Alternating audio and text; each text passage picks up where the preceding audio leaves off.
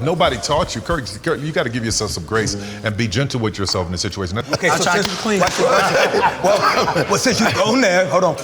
Since you've gone there and kind of made that connection, let's talk a little bit about mental health then with it too. Okay. It's because I also know that there's this anxiety that can also come.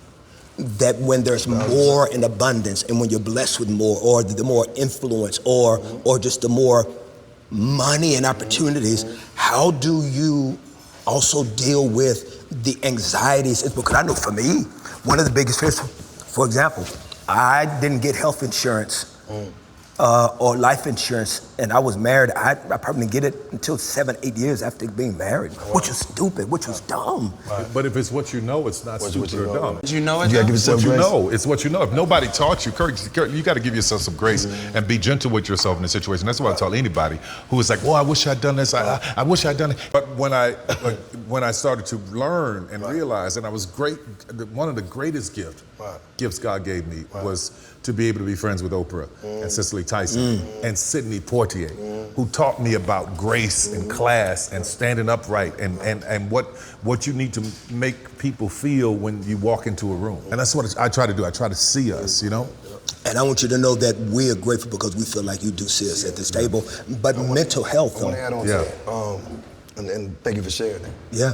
Also, too, like you said, anxiety. I think mental health is a real thing because when you're spiritually aligned, you're mentally aligned, you make great decisions for everyone else. And I think the anxiety part, what I've learned about my mental health journey, because I've been on one for 10 years, and it's serious. Really? Now, how did that start for you? I was hit rock bottom, and we can talk about that later, but I hit rock bottom, I had to figure it out, right? And what I learned along the way, and we talked about this even with people asking for stuff and all that, you just have to be in a place where you understand who you are, and then what your responsibilities are and what they're not.